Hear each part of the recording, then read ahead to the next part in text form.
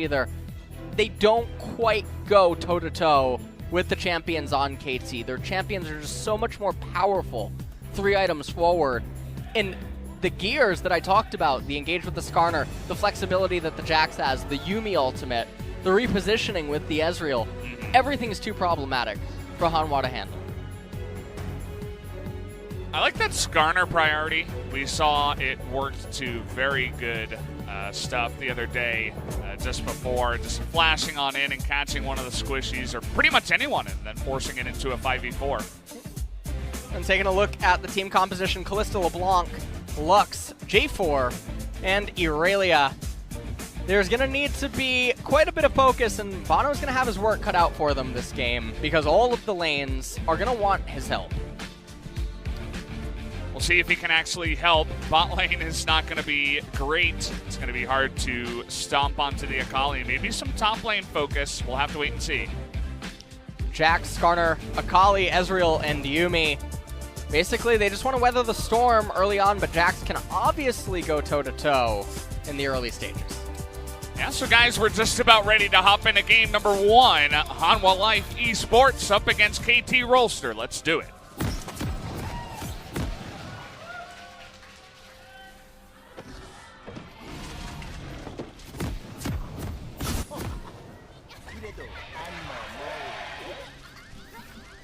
Well, KT fans coming out here in throngs once again, especially for that Prey player that everybody knows and loves. We have Guardian here for the side of the Lux. We saw yesterday that it wasn't Aftershock, but the Unsealed Spellbook taken the one time. And now we have another summon, or rune choice coming in here. It's like a very safe opening by both teams. Skarner perhaps going to be starting on the right-hand side. They're just going to get the Spire, share the gold. 30 gold start right there. Other than that, nothing too exciting happening here in the early stages. It's looking like it might just be a leashless start for KT and for Hanwha Life as well. So we're going to get right into the action. And Bono is going to need to help out the Aurelia first and foremost in the top lane, because if Jack starts snowballing, it can reach a point where he can just 1v2. That's not something they want to have happening. It's definitely not ideal. We're once again getting a look here down in the bottom lane at what the different choices are here in the runes, and the Guardian is definitely very interesting. We saw how Lux's shield yesterday was doing some insane stuff, especially in the late game, and instead of trying to stay alive with the Aftershock, she just says, I'm just going to be a big-time shield bot and make sure that nobody on my team dies. Definitely a powerful support pick right now in the current meta. Right now they're just trying to shove the Ezreal and the Yuumi in. And Bono, he's looking to make something happen very early on. This is a 2-buff clear into an invade, and he's going to spot out. He doesn't have smite, he can't go for anything there. Flag comes down, already pings were happening when the Spire was taken, but either way, just going to move over to the Raptors. Very aggressive here is Bono, trying to do whatever he can to have tempo. And this is actually a really good decision by that I want to point out. Normally, one might think that Skarner could just try to go for a full clear, but due to the dynamic of the middle lane matchup, LeBlanc's always going to have priority early on. She can stand left-centric on her side of the lane and invade with Bono, which could have ended up resulting in losing his red buffs and perhaps even his Raptor camp because of the way that mid lane early prio could work. And so foregoing his Gromp camp and Wolves and electing to immediately go over to the left-hand side is quite good. Just looking to avoid that entirely, and now with the push down here on the bottom side, you see tons of pings by Bono onto the Scuttle Crab saying that Umti's probably here, but they're too late, as Umti will snatch it away and get away. This is a really good position right now. If you're the Skarner, you have a direct line pathing back towards the left-hand side of the map, which is where you're going to want to be on. The Rubber Band Golem camp will eventually respawn, and it's around the timing that Jax would maybe just like to have some coverage. So everything is going quite well for KT early on here. Lava, he still has 2 corrupting potions, so don't let his HP and mana bar confuse you about this current lane state. Yeah, he's doing just fine. And mentioned the focus up towards the top lane. Bono just going to make his way through the scuttle and hang around the top side. Pings on where those wards could be. Let's see if he actually does try to make a play up here. See Sohan trying to bait him into it and actually taking a fantastic trade over the Jax here. And you can see this is the timing where Jax has a really big wave, and so if he died right here to a Jarvan gank, it would allow Sohan to create a permanent freeze in front of the turret due to the size of the minion wave and how many spellcasters exist. Yeah. And that could be catastrophic because then Jax has to look on, and if he teleports, he could just end up getting reganked, and then suddenly top lane's actually just over. 2-3 level gap, and that's the end of the game. And so Skarner's pathing, it lines up accordingly to the way that the top lane state will play out. It allows Jax to get the crash, get the recall he's looking for, and now he's going to be in the driver's seat as Skarner is pathing to the golem. James on a BDD, and he gets the knock up here, but he's still in the shroud. Goes for that shuriken, but flashes forward, and the ignite will finish it off. First blood will already go to Lava. And this is really good for them. Getting the LeBlanc rolling and putting the Akali behind is really good right now because the center of the map is going to be able to sort of control the side lanes, but also having the priority permanently in mid for that Infernal Dragon is going to be really big for Hanwha Life because quite literally every champion on their team benefits from it. We take a look at the replay, and you can see what's going on here is BDD, he wants this final crash before the wave, before he would end up looking for his recall, and they just get everything out of him. They do have to expend summoners. 앞에 거 왔거든 미드. 나왔어. I'll probably get him, and I got 나이스. him. And then nice. Yeah, 밀어줘 nice. 밀어줘 같이 밀자. Let's push together. So I was just impressed that he was able to just hop right on top of him with the distortion and lands the chains. Not something that every LeBlanc player can do, but Lava definitely one of these well-known guys here in the LCK for his LeBlanc. Now at this point, the Lost Chapter is completed for the LeBlanc, so her sustain is going to be absolutely fantastic. Just confirming that the Infernal Dragon has not been taken yet. Skarner still level 5. He does have his Predator shoes. Not quite level 6 yet. I would expect that the first gank would most likely end up occurring in the top lane for the Skarner. Although, if Lava's pushed up a little bit too far, something could definitely happen down there. It's really difficult to gank the Kalista and the Lux when you have Ezreal Yuumi, though. There's just no easy in the lane unless Yuumi hits 6 and they somehow are able to go super aggressive on that one. But very unlikely, as you mentioned. Certainly the top lane is where both teams are going to want to focus for the ganks. But so far, just looking at level 6, we saw that Bono hit it first. Did pick up that assist in the mid lane. And we talked about that priority in the mid lane and then pushing with the Lux, or not the Lux, the LeBlanc and the Jarvan. Already you can see Lava getting forward here and aggressive in the jungle, putting down that control ward, helping out his jungler. BDD continuing to feel the pressure here in mid. Bono now looking to come in and get intel on Umti. Umti's not quite 6 yet. They did see him, though. The control ward there up at the river, at the top side, was able to see him coming in. Down at the bottom lane at the same time, we saw the final chapter blown here by Yuumi and a flash by Key to get out of dodge. So doing well in the Yuumi lane, at least. Yeah. And Yuumi and Ezreal, they're just getting further and further ahead. Kalista gonna have to end up missing out on this whole wave. This is also gonna be a plate going down for KT. I even like the efficiency with which they back. You know, just doing a little bit of damage. Yuumi does the rest of it, and then Ezreal starts the back. You just attach with Yuumi. You're going back right away. Pretty good stuff here. You can see Umti actually didn't even want to clear out the control ward right there. Didn't want to risk that maybe Jarvan was right over the side of the wall and then Key able to follow up with CC, and then suddenly you end up dying, give away the Infernal Drake. Doesn't want to risk it.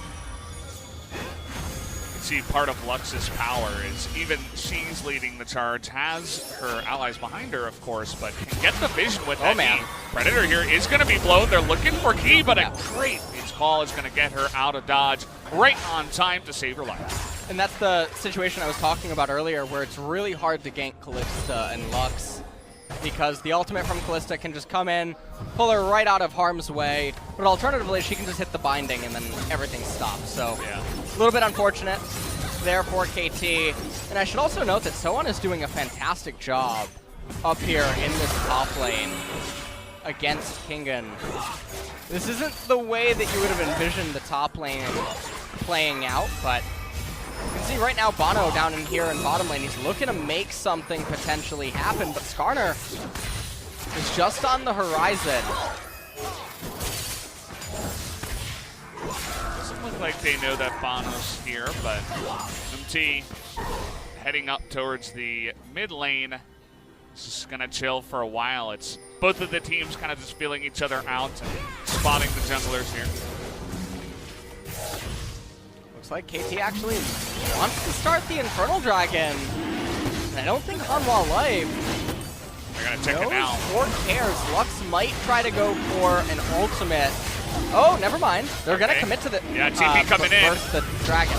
Okay, not going for that one. The binding is coming in. They have a huge amount of damage with the Aurelia and Lux, but final chapter coming out here. And Kingen in the backline, 1v5 on the Jax, but he is going way too far.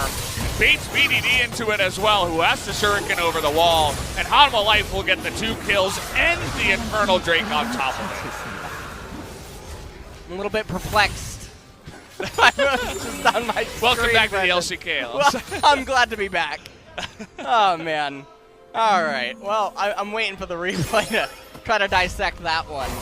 Let's take a look here. So you'll notice that Skarner... Oh, okay. So he doesn't actually have Smite available unless this is a replay bug, which I don't think that it is. So they can't actually commit to just smiting the dragon. But still, I think they have enough damage to actually burst it down before Jarvan would have been able to come into range, unless they think that Lux can steal it away. But a lot of chaos is unfolding. Hanwha Life managed to get a lot done with the teleport. Kingen, he followed suit, but wasn't quite able to do anything on his own. And so, Infernal Dragon and a big swing goes over to Hanwha. It's definitely a very awkward fight for KT. They're kind of like got caught with their pants down at the dragon. They're like, oh crap, we gotta run. And then the Skarner just got bursted down without even getting his ultimate off. Kingdom by himself, 1v5. Not exactly the clean fight you were looking for. So Hanwha Life, we were saying they were kind of the underdogs coming into this one, but now they're up 2K, and they have an Infernal Drake already. So anything's possible from here. And the good thing for them is that an Ocean spawning next, so they have the ability to just, in theory, forego it and just lock the game state the way that it is with their Infernal. And this is the exact kind of position that we talked about in the pick ban. They need to get ahead. The Infernal Drake's going to help with that. The kills, everything is going well for them. Looking like they're going to get a Herald, still a minute and a half remaining on plate, so this should be able to be converted into even more gold. And I think that if you're looking for where do you accelerate, I think it's the Aurelia in top. It does feel like that, especially after the fight and the way it went. You notice that the pushing they had down in the bottom lane allows Songyun and Key to unlock and head up towards that Rift Herald just in case KT wanted to challenge there. Hanwha Life, thankfully, one of our teams that likes to get aggressive with objectives and just in the game in general, trying to go for plays. So not wasting any time here. They're going to use it before 14 minutes, get a couple of plates, and not actually going to go for the Aurelia. They're going to try to drop this onto the LeBlanc for Lava in mid lane. The lane state was really good in mid relative to Jarvan's proximity, and so with the cannon minion and the Herald, they have a lot of fodder. It's very safe to plant it down there. And now Bono going to move up into the top lane. And so on, pushing the wave back into Kingen. He's doing really well in that lane, and now it's definitely going to hit that Trinity Force first. Looks like he is down a level somehow. Kind of interesting that this happened, but getting good trades either way with his extra sheen that he's got on top of everything. Here comes Bono. Just going to poke him with his stick. and get a couple of plates. Might as well when there's about 10 seconds left. Let's see if they can rush this one down. Oh, it's going to be close, and it looks like they will get it. Nice. That's really nice, and you had LeBlanc even rotating up to aid with any pressure if it be necessary, and so right now almost a 3,000 gold advantage for a Hanwha Life, and it's also in the places where you want it to be, the Aurelia and the LeBlanc. The one lane where you could say that they're having a little bit of trouble is the bottom lane against the Ezreal and the Yuumi, and that's going to be the saving grace for KT later on in the match. Yeah, we'll see if Frey, with his 2 items on the Ezreal, can somehow help carry his team. It's definitely a little bit of a savior for KT fans, no doubt, having this veteran player so well loved in the community trying to come back. But let's see if he can actually do it here. Just have a Yuumi on his back to help. We saw the gold from the plates, and almost 1,000 gold ahead from those plates was Hanwha Life. So doing pretty good with those. At this point, Hanwha Life looking to just raise the mid-tier 1 turret here. Not going to be able to, but, I mean, it's all but dead at this point. It has basically 1 auto attack remaining from almost any champion. Yeah, it's kind of interesting, you know, that's the build-up from Lava getting the kill early on onto a colleague, then the Rift Herald, and then just BDD not in the lane to catch the wave on that last one, so a nice extra chunk. And that would be a fantastic first turret to get in the mid lane, and then maybe even add the top lane to it. Another chain is going to come in here. Lava not looking for it yet, but the flash forward nearly catches him there with the binding. May have been able to finish off BDD had it landed. Yeah, he definitely would have been able to had that binding landed. So really like how aggressive Key was just being right there with the Lux. And had they killed Akali, definitely would have demanded that stick around in mid lane, so indirectly takes pressure off everything else on the map. And right now, Sohan, he's going to raise the top tier 1. And the gold lead continues to increase in favor of Hanwha Life, as KT are, they're waiting. They are, they're waiting. And yeah, with the Ocean Drake coming up, it's not like they're pressured to fight with Hanwha Life over, say, a mountain or an infernal. And so now the goal for them is to allow the game to enter into a lull state and try to make it to 3 items. Because Hanwha Life, they don't actually have wave clear. They don't really have siege. And so team compositions like this, they have a reliance on Baron in order to end the game. But without a Mountain Dragon to accelerate the speed at which you can do it, it's going to be a little bit difficult to do it at 20, 22, 23 minutes, which means that we're at least destined to likely get to 2.5 items, which could mean that the grass might be a little bit greener for KT. waiting in the brush here. Brush camp is not going to catch Sohan off guard. Uh-oh. Although, he was thinking about it, wanted to challenge, go into that duel mode with Kingen. Little did he know a friend was waiting in the sides. So Ocean Drake will be started here by the Jarvan. Wants to get that off, maybe they can roll a higher Drake now that they have very good control of this game, and they're actually going to roll another Infernal. And if people are wondering, well, why isn't Aurelia walking up to the Jax? She has the Trinity Force. It's because Jax's story isn't congruent with his behavior the whole game. Why is a Jax who doesn't have a completed Trinity Force arbitrarily this far up in the lane by himself when for the first 16 minutes of the game he's been playing defensively, playing back, playing scared of the Aurelia, always being cautious? Doesn't take a genius to know that there might be the cheater jungler. Yeah, somewhere in cheater close by. jungler. Yeah, it's true. These pro players, they got a good read on the situation. But he was not going to bite the bait that time around. And so far, this Skarner that was prioritized heavily in the draft, it was second pick after the Yuumi, hasn't done much. Died at the Drake the first time around. I don't think I actually saw him use his ultimate after that. So far, on the side of Hanwha Life, he has, well, they have just one QSS that's going to be on the LeBlanc so far. to wait and see who else will pick that up. Open Dragon was picked up by Hanwha, and they did manage to have Fortune be on their side, as Infernal Dragon will be coming up next.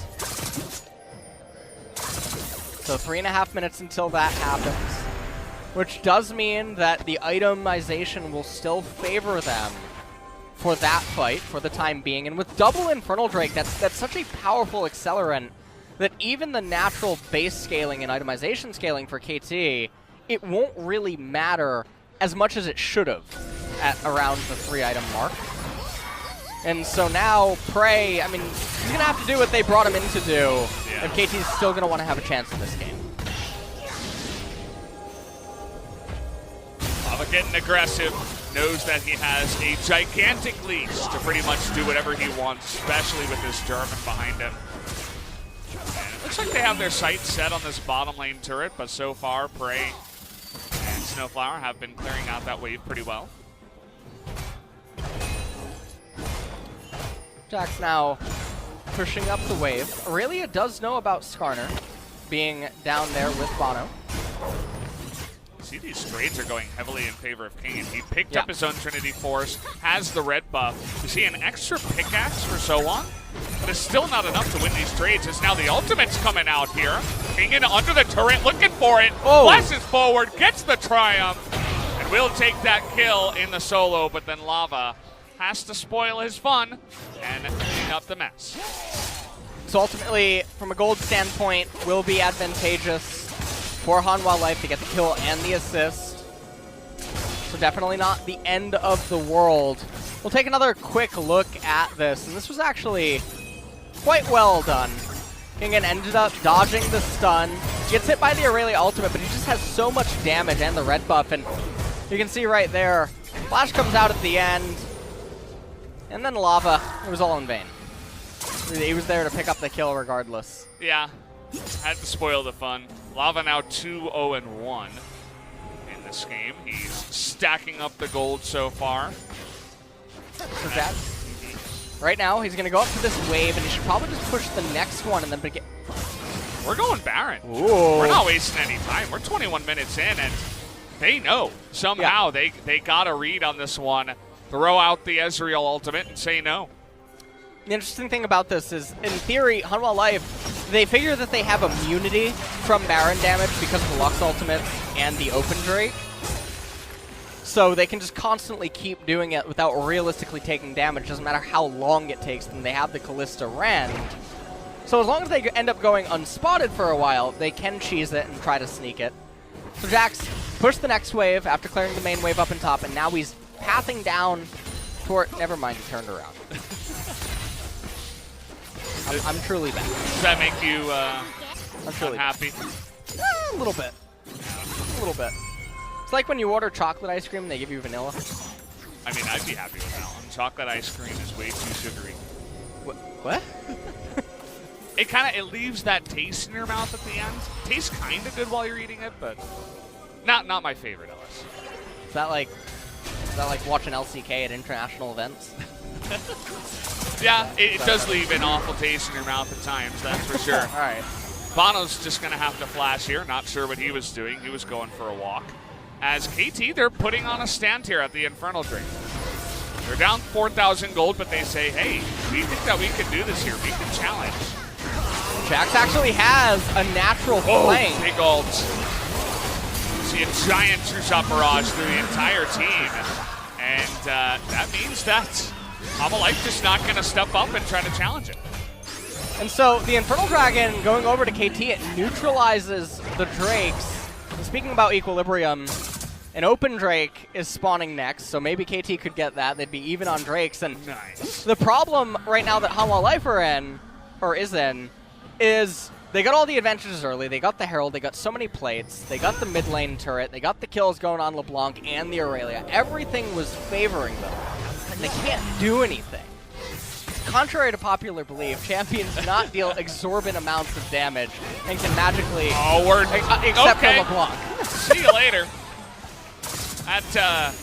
That's got to taste good for Lava. He's now got 3 kills. They need to get something off this, but the problem is that the kill comes in on Ezreal, teleports him in.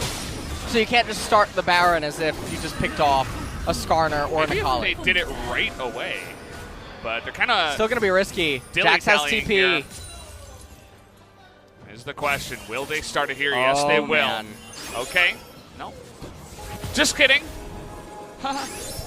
I think that what they're just trying to do, though, is bait it out. Yeah, they are. They did Look it. at BDD. Takes a big binding to the face, and Snowflower is not going to stay alive. Goes down to the Ignite as well. And that Yuumi will not stay alive this time. And as you said, they're now going to go for the Baron. And Ezreal is not even going to TP just to get closer faster. You're going to play this very careful. You can see that it does take some time for the Baron to go down, and so KT... Going to TP. Aurelia. Coming in from behind, but Sohan is going to the left. KT actually going down. Looks like they want to give this one away. And with that Kalista, it's not going to be an easy steal or anything like that, so it's going to go ahead and rend it at 1,300 even, as he had so many stacks. And there you go, Baron already taken here by Hanwha Life in 25 minutes. And this is really good for them. Talked about how they need Baron to close out games, and they just had a series of very good events. Prey farming the wave really, really far up. There was no reason to farm the wave right there. The wave was coming in. There wasn't any wave meeting each other. Oh my god. Oh my god. LeBlanc's damage. Korean fans love that one. And this was Akali. This was an excellent bait by Hanwha Life. They know that they have all of the vision around the Baron. They can't actually do the Baron, but they can demand that KT try to check or try to get a confirmation. And KT did it a little bit recklessly and ended up getting punished for it. It was definitely rough. He kind of got caught. Someone had to check, and it was him. And now Bono's coming in, and he's just going to say hello. Get away from the turret. We're going to take it now. This is our turret. Hanwha Life coming in here. Had a really rough series against Sandbox, but that's what the nameplate's on, as Papa would say, right? It's Sandbox. They're a fantastic team. Hanwha Life had trouble against them. KT came in and stomped Jinair again. That's another thing where you have to take a look at the nameplates and say, well, what does it really mean? Because Hanwha Life looked really good here up against KT. They're outplaying them at every step. I feel like they're playing their composition very well. Oh. And now it's looking really good for Hanwha, at least in game number 1. And this is one of the issues that the KT team comp has, is trying to resist against Baron is not the easiest task. And so a lot is going to be accomplished right now for Hanwha Life, and this game just keeps turning on its head every 5 minutes. And it does. You can see that the 4 of them are standing on the mid turret, and it goes down anyway. That's not really what you want to see. As the push is going on down in the bottom lane, Umti, that's a sad Scorpion, still not able to do much here for his team. Push does continue. 2 cannon minions in the mid lane, 1 down in the bottom side doing a good job. Their siege is quite good. They have LeBlanc coming in and just dunking him down, and Prey, he is so dead here. He's going to flash away, but it's just followed up by Lava to dunk him down, and the Ezreal that's supposed to be so safe is just bait here for the side of Hanwha Life. This is definitely going to be 2 inhibitors at the bare minimum, unless KT get a little bit frisky. Oh man, we're getting frisky. We're throwing forward key. He gets the binding, but it's not going to work out. Zumti was able to get away with the splash. They get the flash on a Skarner, though. That is a really key summoner. Yeah. And so now they're just going to back off, reset, spend all the gold that they've piled up. An elixir, it looks like, was actually just purchased by Jarvan. And we take a look at this Lava, able to get in there and do so much damage to Prey. He ends up going down. The inhibitor was going to fall either way. There was no real way to hold off that push, and so now Hanwha, they'll turn all their attention towards the top lane And this becomes a really easy way to close out the game now. All they have to do is thread the needle. And I think KT are going to think twice before they give Lava this LeBlanc. I mean, this guy set up the first blood. He's been picking off Prey over and over underneath turrets in the mid lane. It doesn't matter where Prey is. It's just dead meat every single time. And it's been looking pretty easy for Hanwha Life now. They're up 9,000 gold, going for the big push up on the top side. Don't even need Baron this time around. Opposition is not really going to matter as this game gets very one-sided. Oh man. Not the most damage out of the Lux. Doesn't have any ability power items really just yet. Game has not gone on long enough. You can see Hanwha Life, they're actually not getting the Ocean Dragon right away, and I really like this because it just ensures that if they do, for some reason, end up having to capture it, it's going to force the Elder to spawn. Whereas had they eaten it sooner, would have caused another Elemental Dragon to spawn. Elise here now onto Umti, final chapter as Yumi stuck there on the Skarner. Not able to do much. Sohan hopping forward. Just a couple of bindings and extra damage, and just like that, Hanwha Life take out another inhibitor. We got Baron spawning in 45 seconds. They can make the Elder spawn as we were talking about. Hanwha Life are just sailing free, looking good. Yeah, this is a fantastic game state for them to be in right now. And I can't imagine a world where KT can actually come back from this. It would probably involve something going catastrophically wrong during a team fight and KT managing to get either the Baron or the Elder. The stars have to truly align. But I'll tell you one area where the stars are not aligning. The Morellonomicon on BDD. Yeah. Stars aren't aligning there. there. I was going to mention it, but Lux doesn't even have a themes yet. There's not a lot of healing that you're stopping. Well, it feels like KT know Hanwha Life very well. They're very reluctant to get baited into this one again. But eventually it's going to come down to it. You don't have any inhibitors, and KT either have to force a fight or lose their base. This is quite difficult with the 7v5 enable. For those unfamiliar with that terminology, when you have all three inhibitors down, 2 super minions coming in from every lane, it practically takes 2 members to hold them off unless you have very specific champions, hence the 7 versus 5. That gives them the free Baron. They never got that Ocean Drink, so they don't really have the Elder spawning here. Yeah. But maybe if they go straight there, they can try to line it up with the next Baron if they do need it. Love the itemization too, out of Hanwha Life. Lots of defensiveness. They recognize how far ahead they already are. You don't have to just keep adding on power, because you're already dealing more than you should be in what one would consider a normal game or an even game. So we're probably just going to get a Doom push coming in here, and it should be all but impossible for KT to hold it off. Yeah, they're not even going to kill the dragon. They're going to let little Open Drake survive. Open Drake the second here in this game. As we're just going to run it down mid. That's what we're going for. All the super minions with the Baron. And yeah, it's looking pretty easy for Hanwha here in this game number 1. Looking good, kind of looking like spring in terms of this matchup, but let's see how KT can do. True Shot Barrage is going to be dodged by everyone. Another binding here onto the Skarner. This time, no stopwatch, and Umti still alive, though. Kingen trying to get in the back line, but he's going 1v3. Already, the Skarner has died, and Kingen's going to go down, too.